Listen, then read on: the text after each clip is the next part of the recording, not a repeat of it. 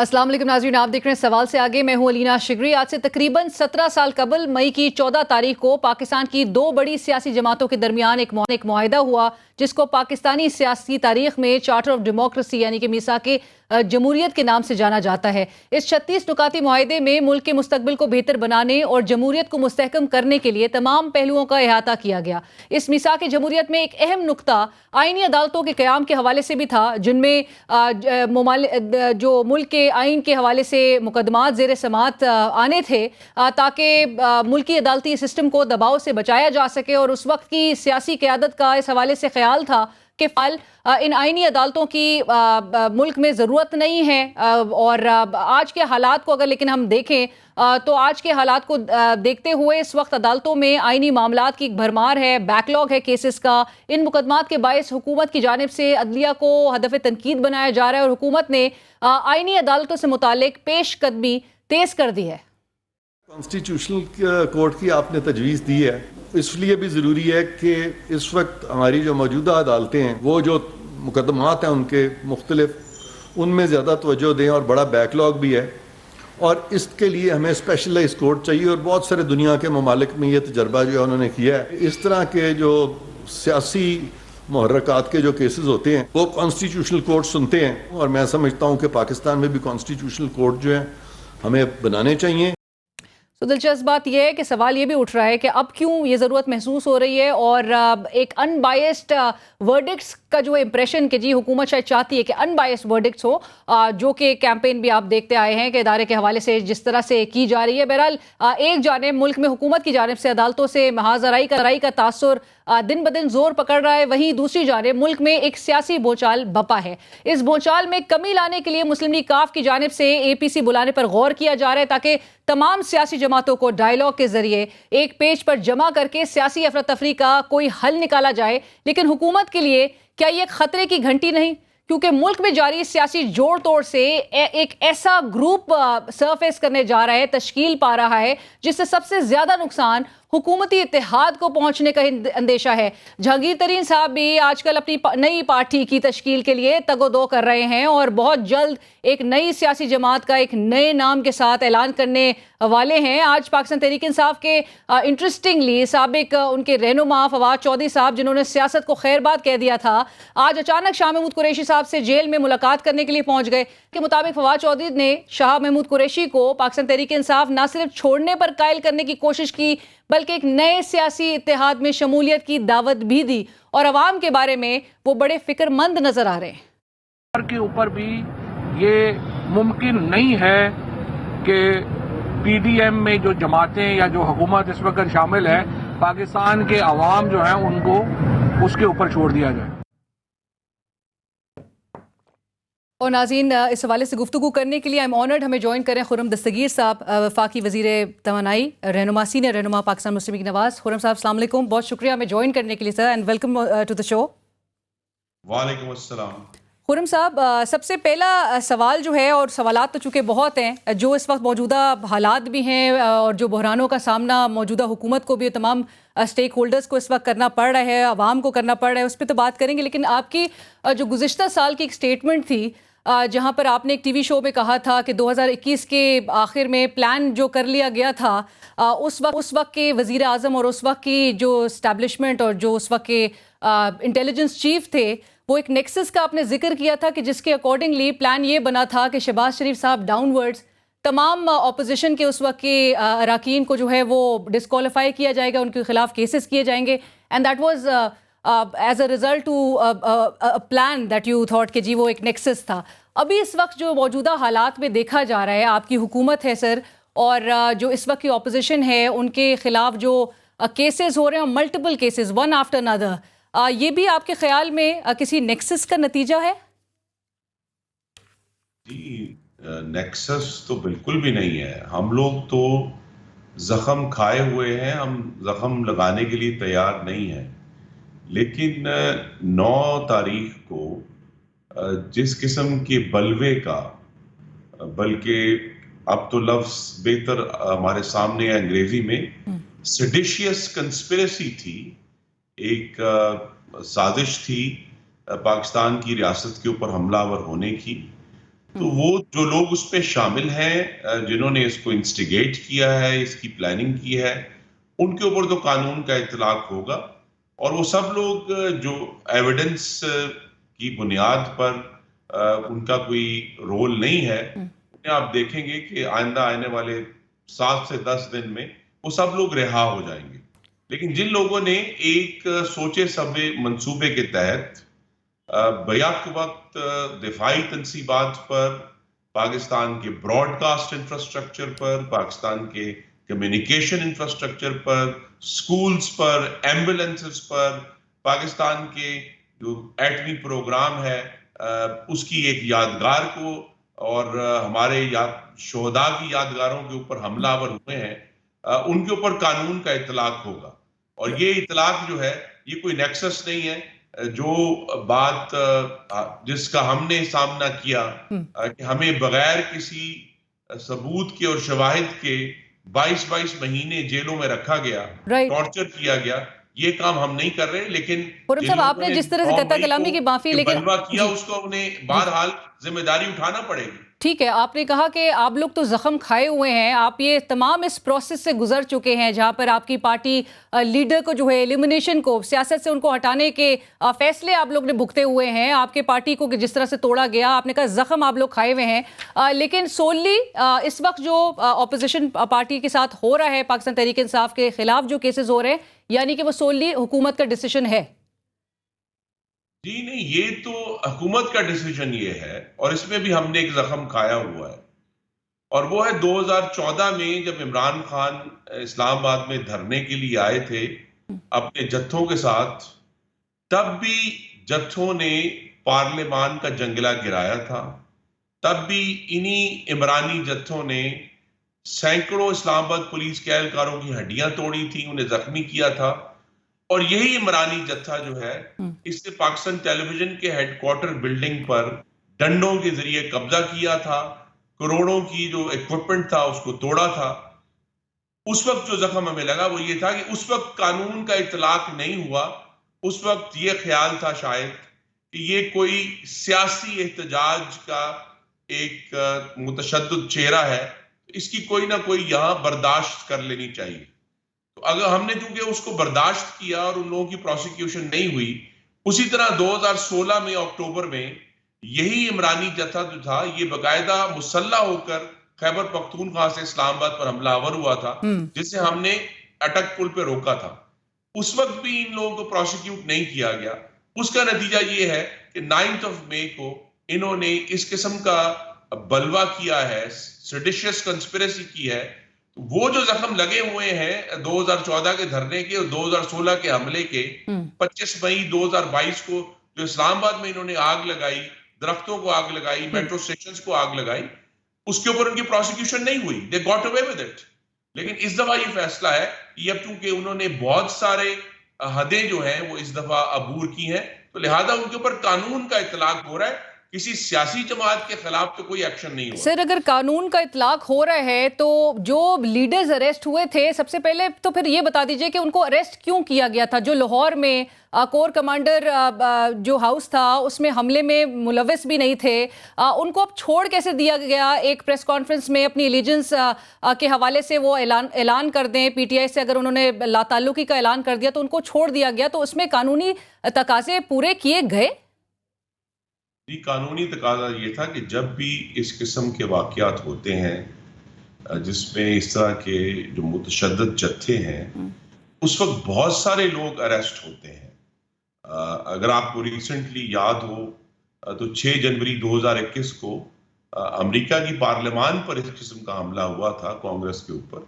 उसमें भी हजारों लोग गिरफ्तार हुए और उसमें फिर जो जिन जिन लोगों ने के खिलाफ एविडेंस नहीं थी उनको छोड़ दिया गया, और जो जिनके पास एविडेंस थी उनके ऊपर अभी भी केस चल रहे हैं। आपको मालूम है अभी चंद दिन पहले उसमें एक जो सरगना थे उनको 18 साल की कैद हुई है सेडिशियस कंस्पिरेसी के ऊपर। तो जहां जहां तो कानून का इतलाक है वो हम कर रहे हैं। जिन लोगों का बराह रास्त ताल्लुक नहीं था उस इंस्टिगेशन में या उन मुतशद्दिद हमलों में, उनको रिलीज कर दिया तो गया है। सर जो और रिलीज हो गए हैं और दोबारा रीअरेस्ट नहीं हुए, क्योंकि शीरी मजारी साहिबा का केस जो है वो सबके सामने था, वो बार बार रिलीज होती थी और दोबारा उनको रीअरेस्ट कर लिया जाता था।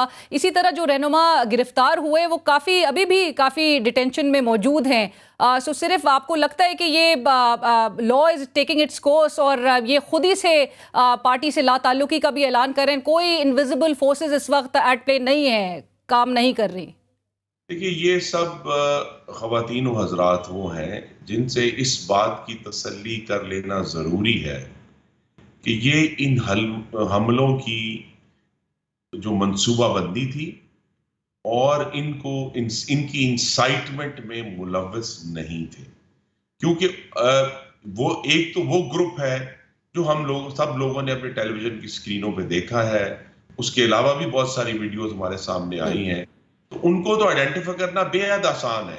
लेकिन आपको मालूम है कि अब उस पर डेटा भी सामने आ रहा है पंजाब पुलिस की तरफ से और मिनिस्ट्री ऑफ इंटीरियर की तरफ से।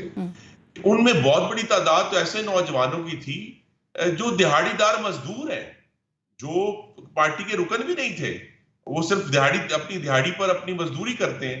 तो लिहाजा बजाय ये कि फोकस उन पे किया जाए कि दिहाड़ीदार मजदूरों को पकड़ के जेलों में डाला जाए, ये एक बड़ा संजीदा एफर्ट है कि जिन लोगों ने इस सारे हमलों की प्लानिंग की या इनको इंस्टिगेट किया, इनकी तरफ इशारा दिया लोगों को भी वहां इकट्ठा होना है और वहां इकट्ठा होना है और इस चीज पर हमला करना है, उसकी तफ्तीश और तशफ़ी जरूरी है इससे पहले कि किसी मासूम मजदूर के ऊपर कोई सख्ती की जाए। सर एक और सवाल भी, और जो कि बड़ा जोर पकड़ता हुआ दिखाई दे रहा है कुछ उसी वक्त से, कि ये तमाम अहम तंसीबात अनअटेंडेड क्यों थी? क्या किसी ने पुलिस से सवाल किया कि मॉब को रेजिस्ट क्यों नहीं किया गया? देखिए, इसमें भी जो पाकिस्तान में तरीक़ेकार 2014 से ही राइज है, वो जैसा मैंने कहा एक जख्म लगा हुआ है कि ऐसे तमाम मौके पर अवाम की जो लोग, हमारा तो ख्याल था कि ये एहतजाज करने वाले लोग हैं, ये बलवा करने वाले लोग नहीं हैं, तो लिहाजा पुलिस को हथियार आमतौर पे ऐसे मौके पे नहीं दिए जाते। वो अनआर्म्ड, उनके पास डंडे होते हैं जिनसे वो डंडे होते हैं और शील्ड होती हैं जिनसे वो प्रोटेक्शन करते हैं। तो ये तो एक बिल्कुल, यानी ये कैसा हमने वाकया देखा है 9 मई को, जो इससे पहले सिर्फ हमने तहरीक तालिबान पाकिस्तान के जो एक्शंस थे, वो स्कूल जलाते थे, वो एम्बुलेंसेस जलाते थे, वो रेडियो पाकिस्तान जलाते थे।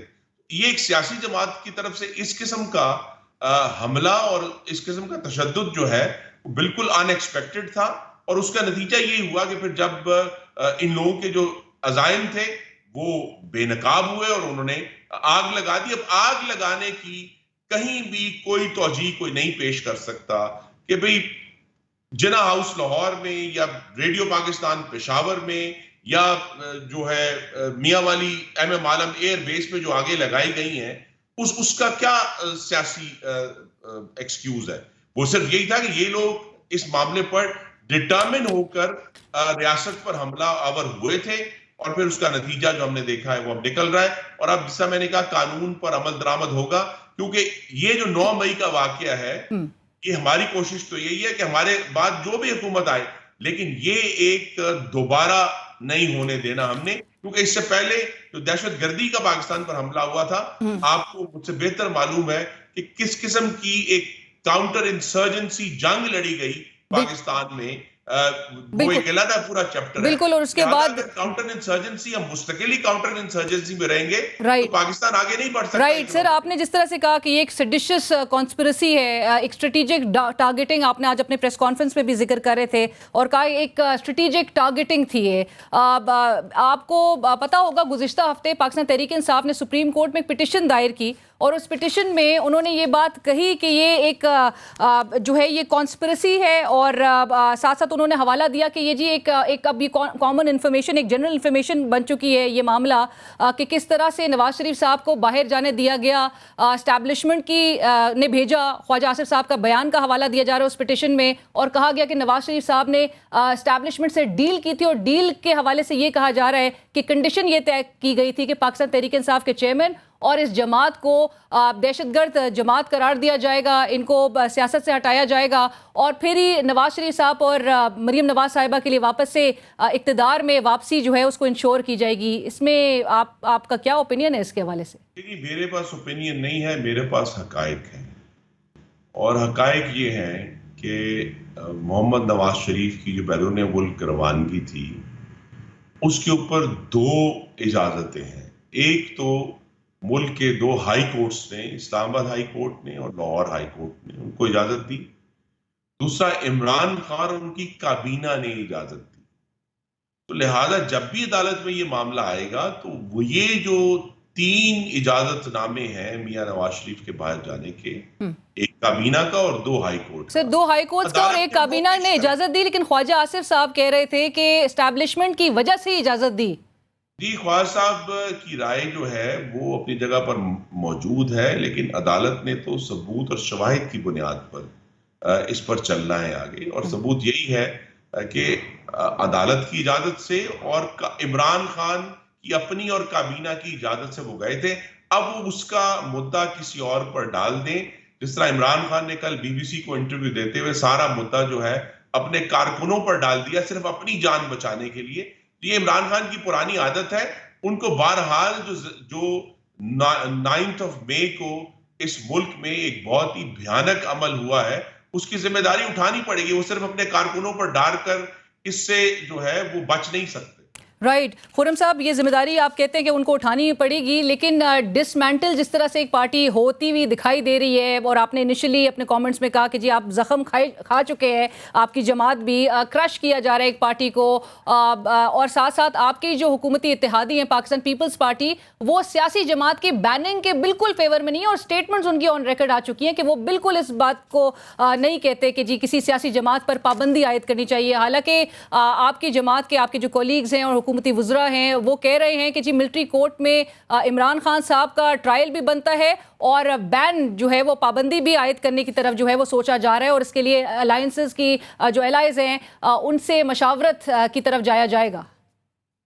जी, ये अमल जो कि किसी तरह भी जमहूरी तौर पर पसंदीदा नहीं है जमातों को बैन करने का, लेकिन इस वक्त एक बड़ी वसी इन्वेस्टिगेशन हो रही है। अगर तो ये बाकायदा इस्टेब्लिश होता है एविडेंस से, एक बहुत वसी मुशावरत के साथ ये मामला हुआ था और सिर्फ इमरान खान और चंद उनके जो लीडर्स हैं उन तक मामला महदूद नहीं था, तो फिर जरूर जो मिनिस्ट्री ऑफ इंटीरियर है वो इसके ऊपर काबीना के पास आएंगे और एविडेंस पेश करेंगे। लास्ट टाइम आपको मालूम है इमरान खान की काबीना ने तहरीके लब्बैक पाकिस्तान को कलअदम करार दिया था और रिवर्ट हो गया था। लेकिन यहाँ भी अगर तो एविडेंस होगी तो उस पर अमल होगा, अगर एविडेंस नहीं होगी तो सिर्फ सियासी बुनियाद पर किसी को बैन नहीं किया जाएगा, लेकिन बहरहाल ये आदमी फैसला जो है ये शवाहिद की बुनियाद पर। सर, एविडेंसेस के बेसिस पर बैन कर दिया जाएगा और इनको सियासत से एलिमिनेट कर दिया जाएगा जो माइनस इमरान की बातें हो रही है? जी नहीं, देखिए ना, ये अनलाइक इमरान खान की हुकूमत जिन्होंने हमारे कायदीन को बगैर सबूत और शवाहिद के पकड़कर जेल में डाल दिया था, 22-22 महीने जेल में रहे लोग बगैर किसी शवाहिद के, और बाद में कोर्ट ने कहा कि इनके खिलाफ तो कोई एविडेंस नहीं है और इनके हकूक को कुचला है इमरान खान ने। लेकिन यहाँ सिर्फ एविडेंस का सवाल है, और एविडेंस अगर इस किस्म की आती है, पाकिस्तान में कानून है जो किसी भी पार्टी को बैन करने का, इसमें फेडरल गवर्नमेंट ने थ्रू फेडरल कैबिनेट डिटर्मिनेशन करनी है। तो ये जो भी मामला है वो कानून के तहत होगा, किसी सियासी बुनियाद पर नहीं होगा। लेकिन ये मैं हमेशा जरूर आपके तवज्जुह से नाज़रीन को याद कराऊंगा कि ये सारी डिस्कशन इस वजह से हो रही है कि 9 मई को पेशावर से लेकर कराची तक इमरान खान के मुसल्ला जत्थे ने रियासत पाकिस्तान पर हमला किया था। वो जो ट्रिगरिंग इवेंट है उसको हमें कभी नहीं भूलना। उसके बाद के इवेंट्स, हमारी पूरी कोशिश है कि इमरान खान की हुकूमत के बरक्स जो है कानून के तहत कार्रवाई की जाए। सर, और उससे पहले के इवेंट्स और जो केसेस थे उस पर भी अब इतना फोकस नहीं किया जाएगा जो इनके खिलाफ इस वक्त चल रहे हैं, क्योंकि अदालतों से इनको अबूरी जमानत मिलने का सिलसिला जो है वो तो चल रहा है, और आप लोग तो खुद एलिगेशन जायद कर रहे हैं कि इनके अभी भी ये इतने मजबूत हैं कि इनके फैसिलिटेटर्स इस सिस्टम में मौजूद है आपके होते हुए यहाँ पर।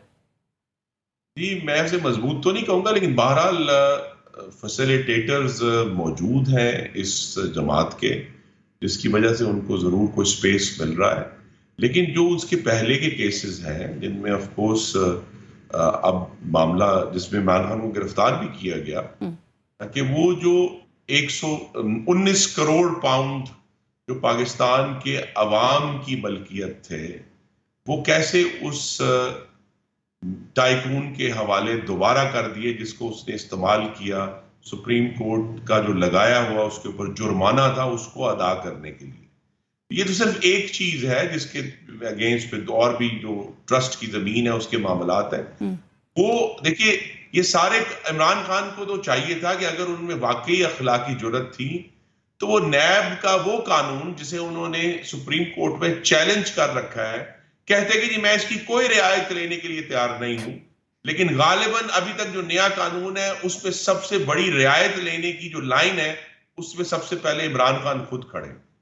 बेनिफिशियरी आप कहते हैं कि इमरान खान साहब हैं, लेकिन सर नए तरमीम के तहत जो है आपको लगता है कॉन्फ्लिक्ट ऑफ इंटरेस्ट और करप्शन साबित करना भी वो आसान होगा इस मामले में?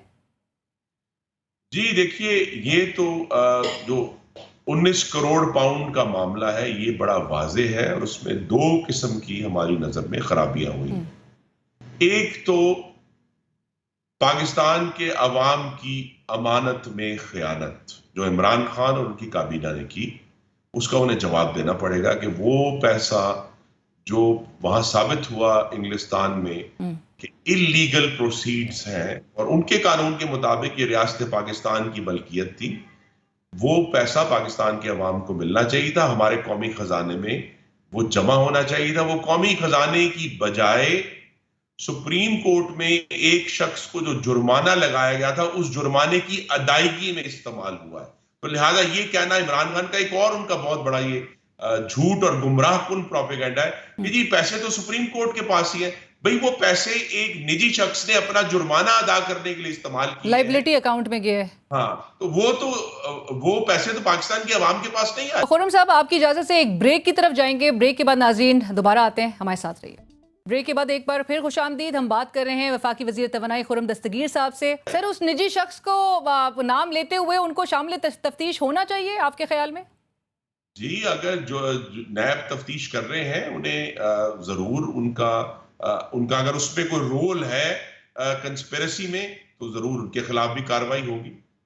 तो उनके खिलाफ भी कार्रवाई होगी और उनको इन्वेस्टिगेट, क्योंकि मरकजी जो किरदार हैं वो ही है कि जिनका पैसा पाकिस्तान आता है, सुप्रीम कोर्ट के लाइबिलिटी अकाउंट में जाता है, तो उनको इन्वेस्टिगेशन का बहरहाल आप भी कह रहे हैं कि हिस्सा बनना चाहिए। देखिए, हमें तो पहला जो जिस पे इन्वेस्टिगेशन होनी है, जिस पे तरजीह है कि पाकिस्तान के कौमी खजाने को जिसने नुकसान पहुंचाया है, वो नुकसान पहुंचाने वाला वो निजी टाइकून नहीं है, वो इमरान खान है। तो लिहाजा पहले तो जो कौम की मलकियत थी उसका हिसाब किताब होगा। उनका जो अगर इस कंस्पिरेसी में हिस्सा था कि उन्होंने इमरान खान या उनके एजेंट्स के साथ मिलकर कैसे ये साजिश की, वो एक सेकेंडरी इशू है जिसकी भी तफ्तीश होगी। राइट, बट खुर्रम साहब, वो निजी जो टाइकून है वो बहरहाल है इतने ताकतवर कि कोई इतना फ्रीली उनका नाम नहीं ले रहा होता है, जिस पर बड़ा एतराज भी उठाया गया है। जी देखिए, ये जो है ना जी, एक दूसरे को के one dares another to take name, जहां अगर ये इतनी छोटी रकम नहीं है जो कि आज के हिसाब से तकरीबन 60 अरब रुपए बन रही है, ये 60 अरब रुपए अगर पाकिस्तान के खजाने में जमा होते हैं ये पाकिस्तान के अवाम की फतह है। और जो लोग इसमें शामिल थे पाकिस्तान के अवाम से ये 60 अरब रुपए छीनने में, उनको सजा इंशाल्लाह मिलेगी। राइट, खुर्रम साहब, IMF मिशन चीफ की गुज़िश्ता रोज़ की उनकी स्टेटमेंट के अगरचे वो हमारे डोमेस्टिक पॉलिटिक्स के मामलात में वो कमेंट नहीं करेंगे या कोई राय नहीं रखते, लेकिन साथ साथ ये भी कहा उन्होंने कि आईन और कानून के मुताबिक हल जो है इस वक्त मौजूदा बहरान का जल्द तलाश कर लिया जाएगा। वो उम्मीद का इजहार कर रहे हैं। और आज अमरीकी सेनेटर बॉब मेनेंडेज का स्टेटमेंट भी उन्होंने टीवी इंटरव्यू दिया है और उसमें उन्होंने कहा कि जी पाकिस्तान में जो इंसानी हुकूक की सूरत हाल है उसको तशवीशनाक करार दिया गया है। और साथ साथ वो कहते हैं कि जो ये मनमानी गिरफ्तारियां हो रही हैं ये नाकाबिले बर्दाश्त है। देखिए, कैपिटल हिल पे जो 6 जनवरी 2021 को हमला हुआ था, 1000 लोगों के ऊपर सेडिशियस कंस्पिरेसी का केस। तो जब मुल्कों पे इस तरह के हमले होते हैं, इस तरह की सख्तियां होती हैं, जब भी अभी हालिया सालों में इंग्लिस्तान में इस किस्म के राइट्स हुए हैं, तो उन्होंने 7 दिनों में समरी ट्रायल करके लोगों को सजा दी है और फाइन्स की। कि कोई भी जमहूरी रियासत अपनी रियासत पर हमले को बर्दाश्त नहीं कर सकती। तो लिहाजा उनकी जो भी तशवीश है वो उसकी अगर उनको इतनी तशवीश है सेनेटर साहब को, उनको चाहिए था कि वो IMF को कहते कि वो पाकिस्तान की सपोर्ट करें ताकि पाकिस्तान के जो मुआशी हालात हैं उनमें कुछ स्टेबिलिटी आए और जो कानून और आइन पर अमल दरामद जो है उसमें मजीद आसानी पैदा हो। राइट। ये बात सबको याद कराना जरूरी है कि इस वक्त वफाकी हुकूमत में जो सब जमाते हैं उन्होंने 2018 के इंतखाबात में 68% वोट लिए थे। 2/3 मेजॉरिटी है वोटर्स की जिनके हम नुमाइंदे हैं। तो जिन वोटर्स ने हमें यहाँ भेजा है वो वोटर्स और हम सबसे ज्यादा पाकिस्तान के आइन के अमीन है और अमीन रहेंगे, क्योंकि आइन में ये लिखा है कि इक़्तिदार आला इस रियासत का अल्लाह ताला के बाद अवाम के मुंतखब नुमाइंदों के हाथ में। राइट। और इसी वोटर्स के लिए खुर्रम साहब, आपकी जमात ने वोट को इज्जत दो का नारा भी लगाया था और ये जो बयानिया था वो बड़ा मजबूत भी उस वक्त नजर आता था। लेकिन उसके बाद फिर आप बताइए कि उसके बाद हुआ क्या? अभी जो सूरत हाल नजर आती है जिसमें हाफ ऑफ द पॉपुलेशन इस वक्त पाकिस्तान की जो है वो इस वक्त एक डेमोक्रेटिक एक जो रिप्रेजेंटेटिव गवर्नमेंट है उससे महरूम है। वोटिंग राइट जो है वो इस वक्त देने के बजाय ऐसा तासुर क्यों जोर पकड़ रहा है कि हुकूमत छीनने पर आ गई है? जी, हमने 2018 का जख्म खाया है जिसमें इलेक्शन से पहले, इलेक्शन के दिन, इलेक्शन के बाद बदतरीन धांधली और मैनिपुलेशन हुई। इदारों की तरफ से गैर आईनी मुदाखलत हुई। उसका सबक ये है कि आप ये देखें कि जब से ये हुकूमत ने अपनी जिम्मेदारी संभाली है, हमने जितने भी ज़िमनी इंतखाबात हुए हैं किसी एक में भी प्रिजाइडिंग अफसरों को अगवा नहीं किया इमरान खान की तरह। हमने किसी ज़िमनी इंतखाबात में गोलियां नहीं चलाई, हमने किसी ज़िमनी इंतखाबात में खवातीन वोटरों को हरासा नहीं किया। जितने भी ज़िमनी इंतखाबात हुए हैं वो फ्री एंड फेयर हुए, चाहे उसमें हमें नुकसान हुआ है।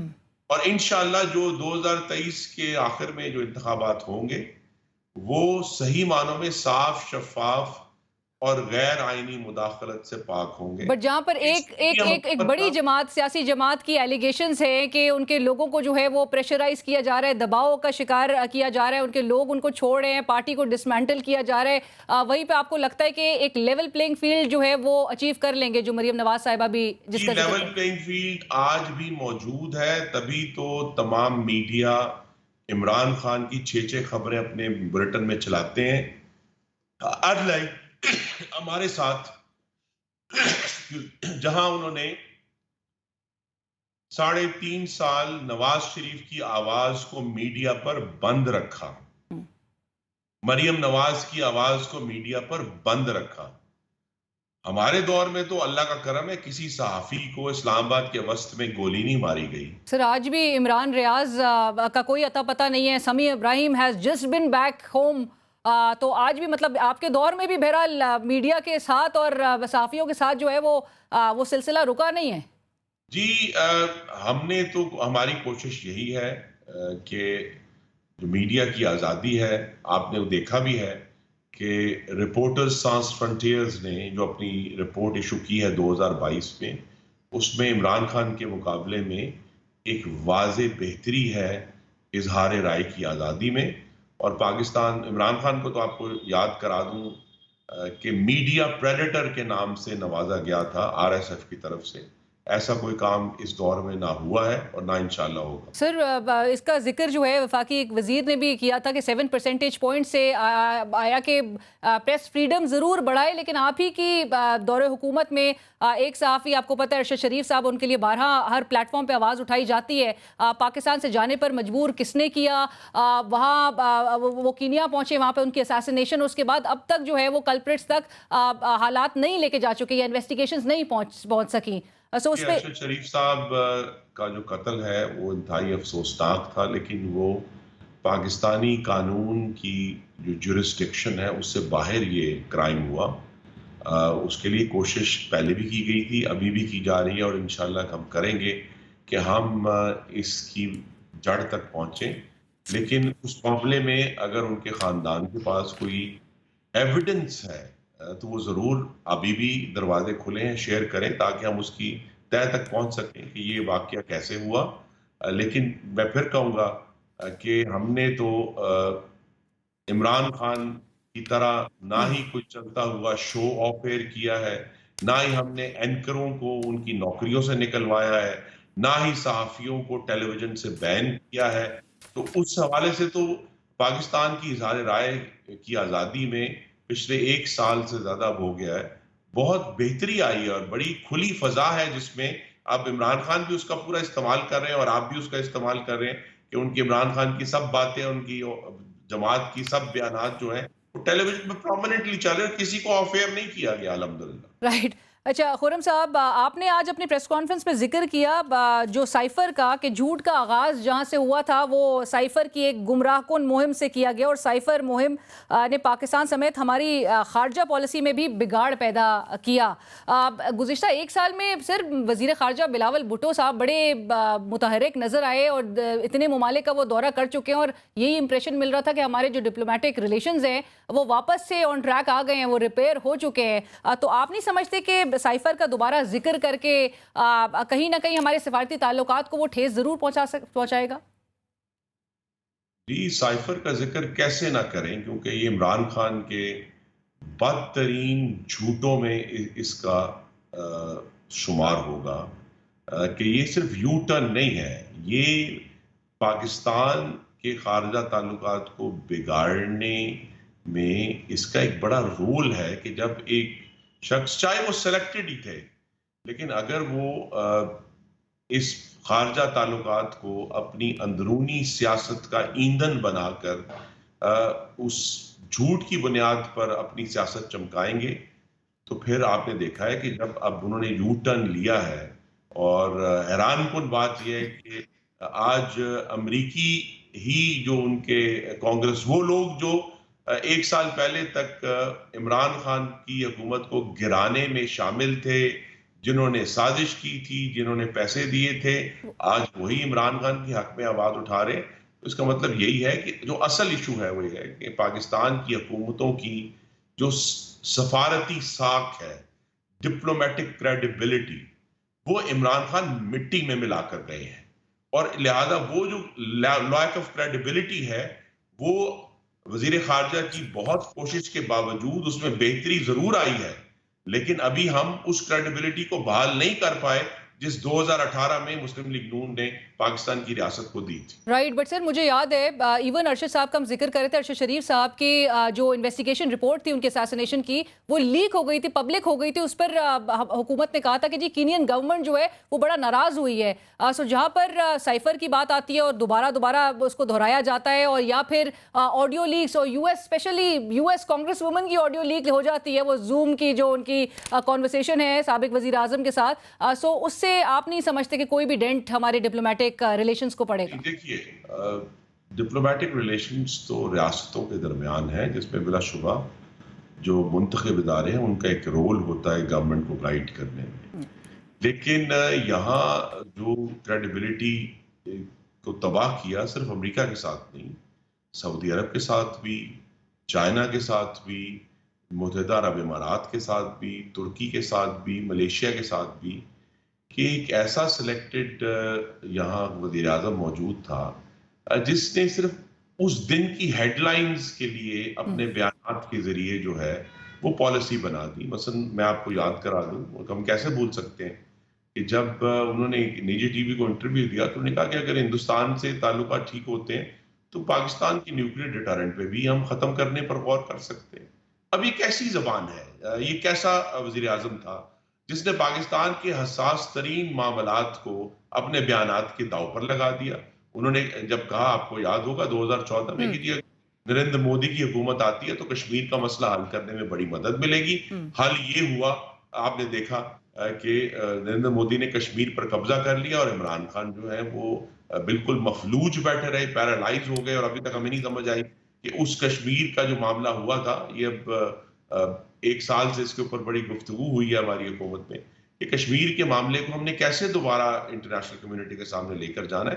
तो ये बहुत सारे इश्यूज हैं जिसमें इमरान खान ने पाकिस्तान के फॉरेन रिलेशंस को जिस किस्म का डैमेज किया है, और पाकिस्तान के फॉरेन रिलेशंस जो है वो सिर्फ फॉरेन रिलेशंस नहीं है, उसमें फॉरेन इकोनॉमिक रिलेशंस भी हैं जिसका आज तक पाकिस्तान को नुकसान हो रहा है। और अगरचे वो नजर भी आ रहा है, आईएमएफ के साथ मुआहिदा नहीं हो पा रहा है, ब्रिज फाइनेंसिंग पे भी बहुत बड़ा सवाल उठ रहा है। आपके जो फ्रेंडली कंट्रीज थे जिन पर आपको बड़ा इन्हिसार था वो उस तरह से आगे नहीं बढ़ते हुए दिखाई दिए, लेकिन मुज़ाकरात के लिए और इस बहरान से बाहर निकालने के लिए खुर्रम साहब आईन और कानून के तहत उसको मद्देनजर रखते हुए आपको लगता है मुज़ाकरात की तरफ आया जाएगा? क्योंकि आज ही आपने कहा कि एब्सोल्युटली नॉट से अब उनका बयानिया एब्सोल्युटली यस में टर्न हो चुका है, तब्दील हो चुका है। वो खुद भी मान रहे हैं, उनकी जमात के रहनुमा भी, उनके इंफॉर्मेशन सेक्रेटरी भी कह रहे हैं कि जी अब बयानिया जो है वो तब्दील होगा। इस तरह से अब हमारी लड़ाई जो है पॉलिटिकल स्टेक होल्डर्स के साथ है, सो अब कोई मौका देने के लिए हुकूमत तैयार नहीं है। देखिए, अभी भी तहरीक इंसाफ सेनेट ऑफ पाकिस्तान में मौजूद हैं, लिहाजा उनके पास वहाँ कंट्रीब्यूट करने का, मुस्बत कंट्रीब्यूट करने का मौका मौजूद है। अभी बजट भी आपको मालूम है कि सेनेट के सामने उनकी मुशावरत के लिए जाता है, वो कंट्रीब्यूट करें, और अगर उनके पास कोई सजेशन है जिस पर जरूर मुज़ाकरात हो सकते हैं सेनेट ऑफ पाकिस्तान के जरिए, और वो ये है कि आने वाला जो इलेक्शन है, क्या अगर उनके पास कोई ऐसी नए ख्यालात हैं कि 2023 का जो इंतखाब है वो सही मानों में साफ और शफाफ और गैर मुदाखलत से पाक, अगर तो उनके पास मुर्शिद के मामले में, इंतखाबात के मामले में कोई मुस्बत सजेशंस हैं तो वो सेनेट में आए और हम उनसे बात करेंगे। अगर कोई लेजिस्लेशन लाना चाहते हैं, अगर वो मुस्बत है तो हम बात करेंगे, लेकिन सिर्फ मुज़ाकरात के लिए मुज़ाकरात करना जो है वो इस वक्त तो बिल्कुल मुमकिन नहीं। राइट नाज़रीन, इसी के साथ ही बढ़ेंगे एक ब्रेक की तरफ। ब्रेक के बाद हाजिर हो नाज़रीन। ब्रेक के बाद एक बार फिर खुशामदीद। गुफ्तगू इस सिलसिले को आगे बढ़ाते हैं सर, और कौमी असेंबली में इनको वापस नहीं आने दिया जाएगा? जी, अब तो वैसे भी 2 महीने रह गए हैं। बेहतर यही है कि हम सब जमातें जो हैं वो इंतखाबात की तैयारी करें, और जैसे मैंने कहा, सिर्फ अगर बहुत ही कोई जरूरी लेजिस्लेशन है जो हम समझते हैं कि इंतखाबात में बेहतरी के लिए हमें जरूरी है, वो होगी। वरना आपको मालूम है कि इंतखाबात के लिए और उसकी सिक्योरिटी के लिए जो वसाइल चाहिए वो इंशाल्लाह भी कौमी असेंबली बजट में अप्रूव कर देगी, और जो उसके लिए तमाम जब वसाइल मौजूद होंगे, तैयारी होगी, तो इंशाल्लाह 2018 के बरक्स जो हैं, सही मानों में जिसका वादा हमने अवाम से किया था कि साफ, शफाफ और गैर आईनी मुदाखलत से पाक इंतखाबात। राइट सर, मैं आपसे ये भी पूछना चाहूँगी क्योंकि आज काफ लीग की जानिब से APC बुलाने का भी ऐलान सामने आया है और तमाम पॉलिटिकल पार्टीज़ को दावत दी जाएगी। जरदारी साहब on the other hand Punjab में बहुत ज़्यादा एक्टिव नज़र आ रहे हैं। पाकिस्तान मुस्लिम लीग नून की क्या स्ट्रैटेजी होगी? PDM के बैनर तले ही जो है वो इलेक्शंस में जाया जाएगा, या आप लोग सोली इंडिपेंडेंटली खुद ही इलेक्शंस में जाएंगे? और फिर वजारत उज़्मा का उम्मीदवार आप लोग की जमात से कौन होगा? क्योंकि जरदारी साहब परहैप्स एक इंप्रेशन यही मिल रहा है कि बिलावल साहब के लिए वो बड़े उनके लिए लॉबिंग तेज कर चुके हैं। PDM ने अब जितने भी फैसले करने हैं वो मुशावरत से करने हैं, तो लिहाजा अभी बजट से पहले एक तमाम जो हेड्स हैं पार्टी के, उनकी मुलाकात होगी, उसमें ये टॉपिक भी सामने आएगा। लिहाजा अभी इस पर हतमी फैसला नहीं हुआ कि हमें इनफरादी तौर पर इंतखाबात में जाना है या बतौर एक कोलिशन जाना है, लेकिन यह कि ये एक बहुत ही मुस्बत कदम पाकिस्तान की सियासत में उठाया गया कि PDM की ये जो हुकूमत है, इसमें चारों सूबों की जमातें बहुत ही एक अच्छे मार्जिन से मौजूद हैं। मसलन बलूचिस्तान की इतनी ज्यादा नुमाइंदगी वफाकी हुकूमत में और काबीना में पहले कभी नहीं हुई, इतनी ज्यादा जमातें मौजूद हैं। इसी तरह खैबर पख्तूनख्वा की जमातें मौजूद हैं, पंजाब की मौजूद है, सिंध की मौजूद है, मजहबी जमातें हैं, सेकुलर सर। लेकिन इत्तेहादियों का प्रेशर जो है वो सोली नून लीग ही फेस करती हुई दिखाई दे रही है। आज भी MQM के गिले शिकवे मर्दमशुमारी के हवाले से वो कह रहे हैं जी डिलिबरेट जो एडमिनिस्ट्रेटिव वो बेज़ाब्तियां हैं, वो कह रहे हैं कि जी उसका भी एक प्रेशर जो है वो आपकी जमात। देखिए, चूंकि कौमी असेंबली में तमाम तर साजिश के बावजूद जो 2018 में हुई, मुस्लिम लीग नून की सबसे बड़ी स्ट्रेंथ है 85 मेंबरान असेंबली की। तो लिहाजा जिसके पास बड़ी स्ट्रेंथ है, बड़ी जिम्मेदारी है, उसी के ऊपर सारे मुतालबे होंगे। सारे मुतालबे भी होंगे। खुर्रम साहब, आप लोग मलबा भी उठाए हुए हैं, क्योंकि पीपल्स पार्टी से जब सवाल करो वो कहते हैं हम पीडीएम का हिस्सा नहीं है। आप दबे अल्फाज में कहते थे कि जी हुकूमत का हिस्सा है, लेकिन उसके बावजूद वो सारी वो बातें करते हैं जो आप लोग के खिलाफ जारी होती है। इस वक्त सारे अहम डिसीजन लेने वाले आप लोग की जमात है सर। इस वक्त जो 36.4% इन्फ्लेशन का मलबा है वो भी इस वक्त नून लीग पर ही आता हुआ दिखाई दे रहा है, क्योंकि फाइनेंस मिनिस्टर आपके हैं, वजीर आजम आपकी जमात के हैं। जी, पीपल्स पार्टी हमारे साथ दूसरे बड़े पार्टनर हैं कौमी असेंबली में, और तमाम जमातें जो हैं वो काबीना में तो वज़ीर आज़म को मुकम्मल तौर पे उन्होंने हर मुश्किल मौके पर सपोर्ट की है। तो लिहाजा एक बहुत अच्छा वर्किंग रिलेशनशिप मौजूद है। इंतखाबी सियासत एक मुख्तलिफ मैदान है जिसमें जब हम सब उतरेंगे तो अपने फैसले खुद करेंगे। राइट और ये जो एक तासुर ये भी है कि किंग्स पार्टी को दोबारा से खड़ा किया जा रहा है, 2002 की तर्ज की काफ लीग को एक्टिव दोबारा किया जा रहा है। बट खुर्रम साहब, लाइक आई सेड के 36.4% आपकी इन्फ्लेशन, 47% 48% जो है वो SPI हो। आपको याद होगा गुज़िश्ता साल अप्रैल के महीने में जब इमरान खान साहब को घर भेजा गया था, 13.4% इन्फ्लेशन थी और वो अनपॉपुलर हो गए थे। आज 36.4% के साथ अब आवाम में क्या लेकर जाएंगे सर? जी, अवाम में हम लेकर जाएंगे कि पाकिस्तान को बगावत के ज़रिए, बलवे के ज़रिए आगे नहीं ले जाया जा सकता। पाकिस्तान को सिर्फ जमहूरियत के ज़रिए, सब लोगों की आवाज़ सुनने के ज़रिए और इकट्ठे होकर बेहतर मैनेजमेंट के ज़रिए आगे ले जाया जा सकता है। बट सर, अवाम को तो रिलीफ भी चाहिए ना, जो आप लोग ने जिसकी कमिटमेंट की थी। अवाम को जो मैक्सिमम रिलीफ मुमकिन है वो इस बजट में फराहम किया जाएगा। सर, लेकिन IMF आपको कह रहा है कि IMF के टारगेट्स और गोल्स के इनलाइन ही होगा बजट। जी, तो ये सारे एक ऐसा पुल सरात है जिस पर हमें बहरहाल गुजरना है, अवाम को रिलीफ भी देना है, IMF के साथ भी चलना है। और 2013 से 16 तक जब हम IMF पे थे तो हमने अल्लाह ताला के करम से हर साल महंगाई कम की थी और इकोनॉमिक ग्रोथ को बढ़ाया था। पिछला साल एक मुश्किल तरीन साल था, लेकिन अगर उस साल के जरिए हम पाकिस्तान को जो एक हाइब्रिड तजर्बा था, हाइब्रिड रजीम का, उससे आज़ाद हमने करवाया है। और अगर हम जमहूरी अमल पर चल पड़ते हैं सही तरीके से तो ये एक बहुत बड़ी अचीवमेंट होगी और इंशाल्लाह उस जमहूरी स्टेबिलिटी से फिर मुआशी इस्तेहकाम भी आए। सर, पीपल्स पार्टी से गुज़िश्ता रोज़ मैं अपने प्रोग्राम में कायरा साहब से पूछ रही थी, आगे स्टेबिलिटी नज़र आ रही है, वॉलेटिलिटी नज़र आ रही है। वो कहते हैं स्टेबिलिटी नहीं नज़र आ रही है, अगले 6-8 माह तक भी नहीं नज़र आ रही। मुश्किल होगा ये सफ़र। आपके भी ख्याल में स्टेबिलिटी नहीं आने वाली है इस साल, अनलेस के इलेक्शंस में जाया जाए? मैं बहुत पुरुमीद हूँ क्योंकि आप के नाज़रीन भी इसको फॉलो कर रहे हैं कि बैनुल अक़वामी तौर पर जो मुख्तलिफ ईंधन हैं उनकी कीमतें गिरना शुरू हो गई हैं। तेल की कीमत भी अब उस तरह नहीं बढ़ रही, कम होगी। गैस की कीमत कम हो गई है, कुकिंग ऑयल की कीमत कम हो गई है। तो वो जो एक कमोडिटी सुपर साइकिल पिछले साल रूस की जो जंग थी यूक्रेन के साथ, उसकी वजह से आया था, अब उसमें कमी आ रही है और स्टेबिलिटी आ रही है। तो जैसे जैसे ये कमोडिटीज में की कीमतें बैनुल अक़वामी तौर पर कम होंगी तो पाकिस्तान में बेहतरी आएगी। और आपने देखा है कि जो हुकूमत ने एक बड़ा मुश्किल फैसला किया कि हमने गंदम की एक बहुत अच्छी और पुरकशिश कीमत ऑफर की है, गन्ने की बहुत अच्छी और पुरकशिश कीमत ऑफर की है। तो ऑलरेडी पाकिस्तान की तारीख की सबसे ज्यादा गंदम की पैदावार इंशाल्लाह इस मौसम गर्मा में होने जा रही है। राइट। तो जो एग्रीकल्चर साइड है वहां से हमें काफी स्टेबिलिटी की तवक्को है।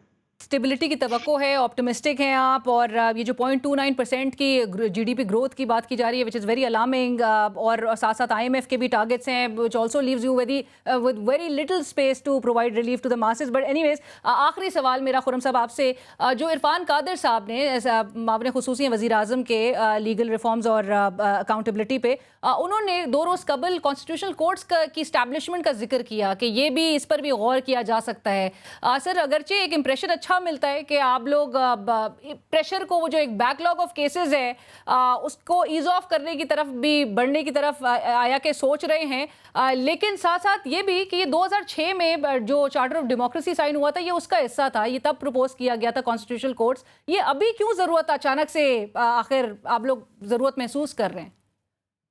जी, क्योंकि हमने ये देखा है कि जहां भी एक ऐसी ताकत आइन में दी गई जिसके ऊपर कोई कदगन नहीं थी या उसके ऊपर कोई चेक नहीं था, उसका गलत इस्तेमाल हुआ और उसका सियासी इस्तेमाल हुआ। कि जिस तरह पिछले साल सुप्रीम कोर्ट ऑफ पाकिस्तान ने अपने फैसले उल्टे करने से पंजाब की हुकूमत उल्टा दी, तो वो ये ऐसे तलख तजर्बात हैं जिनको दोबारा नहीं दोहराया जा सकता। लेकिन सर गुज़िश्ता साल डिप्टी स्पीकर की रूलिंग को स्ट्राइक डाउन करके, जिसको आपने कहा कि जी हमेशा के लिए जो नजरिया जरूरत है उसको दफन कर दिया गया, वो भी आप लोग ने काफी सराहा था, वो भी सुप्रीम कोर्ट का डिसीजन था।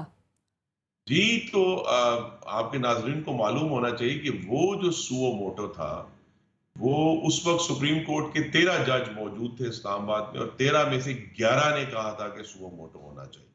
हमने भी यही कहा है कि ये जो सुओ मोटो लेने का इख्तियार है ये फर्द वाहिद का नहीं होना चाहिए, इसमें वसअत आनी चाहिए। ज्यादा जजेस को ये अथॉरिटी तफवीज की जाए ताकि बेहतर फैसले हो सकें और कोर्ट की जो इज्तिमाई दानिश है उसका ज्यादा शफाफ इस्तेमाल हो सके। राइट बखूरम साहब, ये कॉन्स्टिट्यूशनल कोर्ट्स के लिए हतमी फैसला, फिर इस पे मशावरत शुरू हो चुकी है? जी, आपने दुरुस्त याद कराया नाजरीन को कि ये मोहम्मद नवाज शरीफ और मरहूम बेनज़ीर भुट्टो के जो दरमियान चार्टर ऑफ डेमोक्रेसी साइन हुआ था, उसकी एक शिक थी ये कॉन्स्टिट्यूशनल कोर्ट्स की, तो लिहाजा इस पर बहुत देर से गुफ्तगू हो चुकी है। सवाल उठ रहे हैं अभी ऐसे वक्त में जहां पर आप लोग ने एक महाज खड़ा किया हुआ और एक इदारों से एक कोलिजन की तरफ जाया जा रहा है और जो इस वक्त नजर आ रहा है, ये जो कॉन्स्टिट्यूशनल कोर्ट्स हैं ये तो अभी इसके ऊपर आईनी माहिरीन अपनी राय देंगे, लेकिन गालिबन इसके लिए आईनी तरमीम चाहिए होगी। तो अगर इस हुकूमत में तो शायद मुमकिन ना हो, लेकिन अगर अगली हुकूमत में ये एक अपने मैनिफेस्टो के मिशन के तौर पर रखा जाए, ताकि जो 2017 से में एक जो सिलसिला शुरू हुआ था मियां नवाज शरीफ की नाहक और गैर मुनसिफाना नाअहली से, वो जो एक एपिसोड है 2017 से 23 तक का 6 सालों का, अब हमें उसको माजी का हिस्सा बनाकर सुप्रीम कोर्ट ऑफ पाकिस्तान के मामलात में भी शफाफत लेकर आनी। राइट सर, बट आपको नहीं, सवाल मेरा ये है कि जो नया नजरसानी का कानून है उसके तहत फिर आप लोग इरादा रखते हैं नवाज शरीफ साहब के, चूंकि वो रिव्यू डिसाइड हो चुका था, उसके खिलाफ अब दोबारा रिव्यू में जाया जाएगा या डबल रिव्यू होगा या एक नए सिरे से एक रिव्यू में जाएंगे? जी, ये तो वो कला ही बता सकते हैं कि इसका बेहतर तरीकेकार क्या होगा और कैसे होगा, लेकिन वो जो कानून है वो भी आपके नाज़रीन को मालूम होना चाहिए कि यूं लगा कि शायद अखबारों में और मीडिया में ऐसे रिपोर्ट हुआ कि अचानक आ गया। वो 14 अप्रैल को कौमी असम्बली ने पास किया था, 3 हफ्ते बाद सेनेट ऑफ पाकिस्तान ने पास किया और सदर मुमलिकत ने मजीद 3 हफ्ते लिए उसके ऊपर दस्तखत करते हुए। तो लिहाजा वो सदर साहब मान कैसे गए? वो तो हर आपकी मूव को जो है वो स्ट्राइक डाउन कर रहे थे, वो उस पर रिजर्वेशंस रखते थे, वो वापस से भिजवा देते थे, तो उन्होंने एकदम से फिर दस्तखत कैसे कर दिए? जी, इस पे तो क्या सारा ही वही बेहतर बता सकते हैं। मुझे तो ये उम्मीद है कि अब चूंकि सितंबर में हमने नए सदर का इंतखाब भी करना है, जब भी वो होगा, तो लिहाजा मेरी तवक्को होनी हमेशा रहेगी, मुस्बत तवक्को रहेगी कि अब जबकि नए सदर का इंतखाब जो है वो होराइजन पर है, तो सदर आरिफ अलवी भी सोच रहे होंगे कि वो सिर्फ रुकावट डालने की जो है वरासत ना छोड़े, बल्कि कोई मुस्बत काम की वरासत भी। और इलेक्शंस कब देख रहे हैं सर? अक्टूबर में ही देख रहे हैं फिर? जी देखिए, इलेक्शन मैक्सिमम अगर जो 12 अगस्त की तारीख है उससे पहले, अगर चंद दिन पहले वज़ीर आज़म तहलील करते हैं पार्लियामान को, तो वो नवंबर के पहले हफ्ते तक मैक्सिमम जा सकते हैं, पहले 10 दिन तक। तो गालिबन ये मुझे बहुत तवक्को है कि 10 नवंबर या उससे पहले पाकिस्तान में आम इंतखाबात चारों सूबों में और वफाक के लिए हो जाए। 10 नवंबर या उससे पहले आप कह रहे हैं कि इलेक्शंस और एक ही वक्त में तमाम मुल्क में इंतखाबात होंगे। जी इंशाल्लाह। थैंक यू सो मच, बहुत शुक्रिया खुर्रम दस्तगीर साहब, thank you so much for joining us sir. वफाकी तवानाई जनाब खुर्रम दस्तगीर साहब इस वक्त हमसे बात कर रहे थे, जिन्होंने कहा 10 नवंबर या 10 नवंबर से पहले इंतखाबात एक ही वक्त पे पूरे मुल्क भर में वो होते नज़र आएंगे। गुज़िश्ता रोज़ हम भी अपने प्रोग्राम में जिस तरह से मैंने कहा कि हमारी भी इत्तलात थी कि मिड नवंबर तक इलेक्शंस जो है वो होते हुए दिखाई देंगे। वफाकी वज़ीर खुर्रम दस्तगीर साहब ने कहा कि 10 नवंबर या उससे पहले, यानी कि समवेयर अराउंड उसी जो है उस टाइम तक इलेक्शंस जा रहे हैं। कॉन्स्टिट्यूशन में बहरहाल 90 दिन की जो है वो एक स्टिपुलेटेड टाइम फ्रेम था, वो तजावुज़ हो गया, वायलेट हो गया, कॉन्स्टिट्यूशन बड़े ब्लेटेंटली फ्लाउट हुआ। उम्मीद ये जाहिर की जा रही है कि इंडिकेटर्स भी स्टेबल होते हुए दिखाई देंगे। खुर्रम दस्तगीर साहब ने कहा कि रिलीफ भी बजट पे, ऑल्दो के IMF की जो है वो टारगेट्स भी आपके सर पर एक तलवार की तरह मंडला रहे हैं, वो भी मौजूद हैं, लेकिन उसके बावजूद भी वो कह रहे हैं कि आवाम को रिलीफ भी देंगे और अब से सिचुएशन जो है और वो जो इंडिकेटर्स हैं वो बेहतर होना शुरू हो जाएंगे। प्रोग्राम की टीम अलीना शिगरी को इसी के साथ इजाज़त दीजिए। अल्लाह।